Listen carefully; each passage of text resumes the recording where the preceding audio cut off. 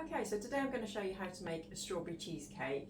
It's a good source of protein and also quite high calories, so if your appetite's not particularly good, it's quite a good dish to make. You can keep it in the fridge for about 48 hours, so you don't have to eat it all at once, and it's a good one to share with the family, and also a good one that they can maybe help you prepare. So I hope you enjoy this recipe.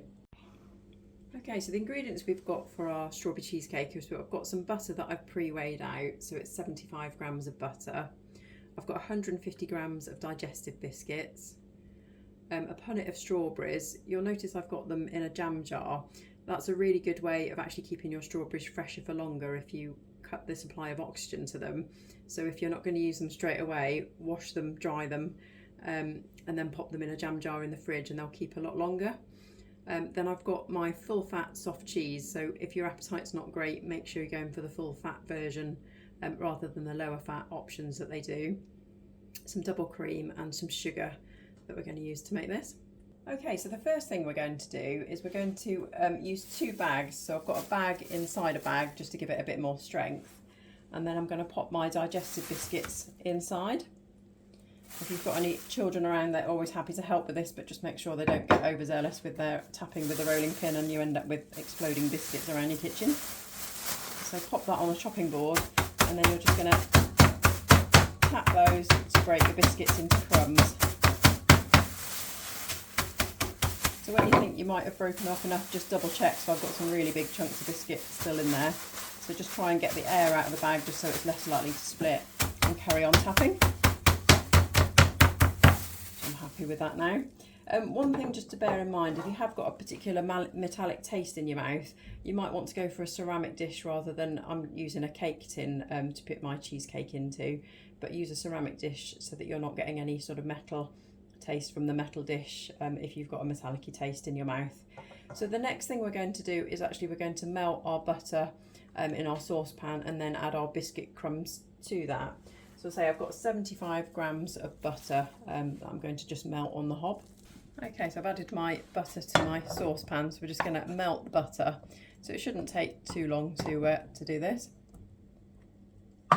If you prefer, you can use a spread, a hard block sort of margarine replacement in place of butter. Calories are pretty much exactly the same.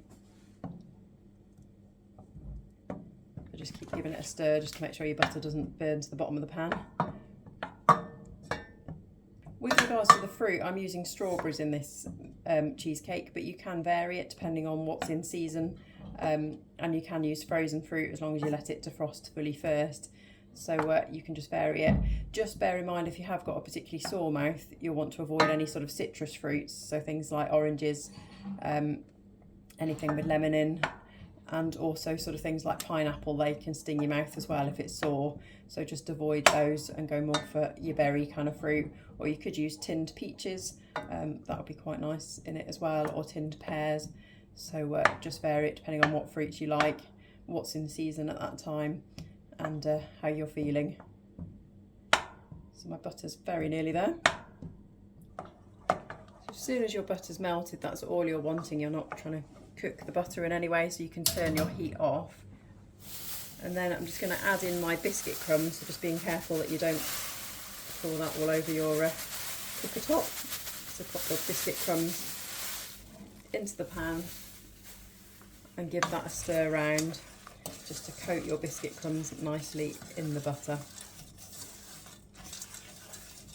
And the butter is what will help your cheesecake to set, so you do want to make sure you use a solid butter, otherwise it won't sort of go solid in the bottom of your dish, and then you might end up spreading it around when you're putting your topping on and getting the topping mixed with the base. Not that that's a problem, but just to make it look really nice and appealing. Then we're going to go over to my dish, and I'm going to pour my biscuit crumbs into my dish.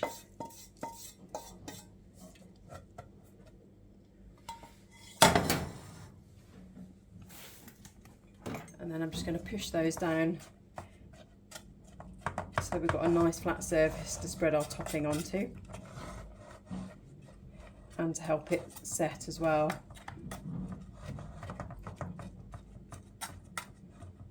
So then you want to pop this in the fridge while you're doing the rest of your prep for your cheesecake, just to allow it to set.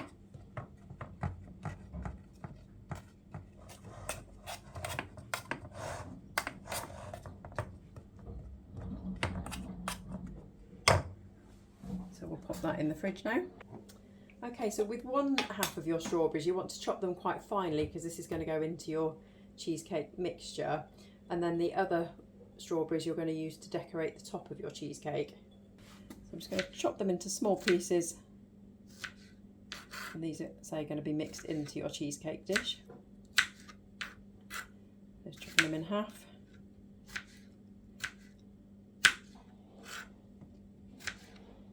And then small pieces.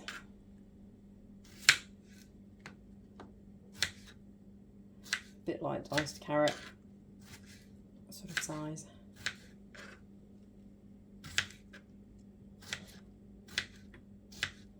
Because they're going to be mixed into the cheesecake, if there are any that are odd shapes or anything, you can use those for this bit because you won't see them. And then my last one for the filling, and then we're going to use the rest to decorate the top of our cheesecakes. We want to be a little bit more careful with how we're slicing these, just so we get a really nice covering of strawberries on the top of our cheesecake. So I'm going to slice it into thin slices for this one. And get out the rest of my strawberries. So I'm just taking the tops off these because I haven't done that already, but they are all washed. And it is really important that you do wash everything, especially if you're having chemotherapy where your immune system might not be quite as strong as it might be normally.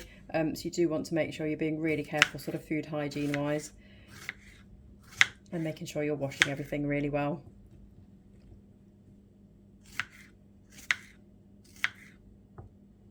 So I'm just going to leave those looking like whole strawberries on the chopping board, and then we'll fan them out on top of the cheesecake in a little bit. Okay, so then I'm going to check my creams in date, pop my 125 mils of double cream into my bowl. You want to make sure you're being really careful not to over whisk this, because you don't want to end up with cottage cheese. So I've just got a hand electric whisk. I'm going to whisk it just until it starts to thicken up nicely.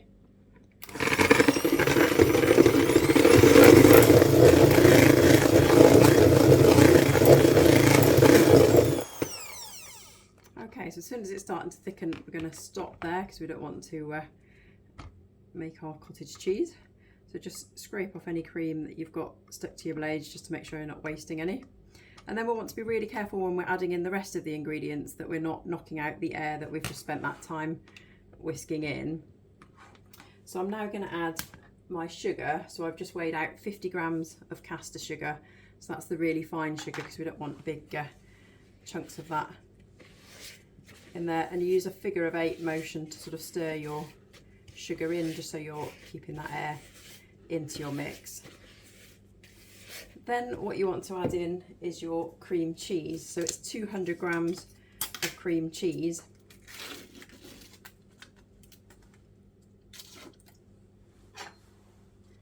So you're going to pop that into your bowl as well, and just like you did with the sugar, you're just going to whisk that round in a nice figure of 8 motion. I'm going to carry on now whisking my soft cheese in using the figure of 8 motion. And then the last bit that we're going to put into our filling is the strawberries that we've chopped really, really finely. So we get a nice strawberry mix throughout the layers of our cheesecake, as well as on top. So that's all mixed in quite nicely. We just want to make sure there's no distinction between the cream and the cream cheese. So then I'm going to get my strawberries that I sliced really finely, add those in, and give those a stir around. It may be you need to give your base a little bit longer time to sort of cool and set, in which case what you can do is pop this into the fridge ready to pop on the top when your base is set. So I'll just give that a nice whisk round, and I say keep it in the fridge until you're ready to pop it on top of your biscuit base. So my base has now had time to sort of set and go solid. So what I'm going to do now is pop my topping, spread it out over the bottom of your base. You don't want to waste any of your toppings, so just make sure you've got a good spoon or palette knife, as I've got, just to make sure you're scooping out any filling that's lurking in the bottom of your bowl. And then just to spread your mixture over, you want to be really careful at this point that you're not mixing your biscuit base into the topping. You can either use the back of a spoon, or if you've got a palette knife, you can use a palette knife for this bit. I'm just going to carefully spread that out over my biscuit base. And you can see some of the strawberries poking through, so it adds a nice bit of colour to my cheesecake. And then if it's easier, you can just turn your dish round just to make it easier to spread.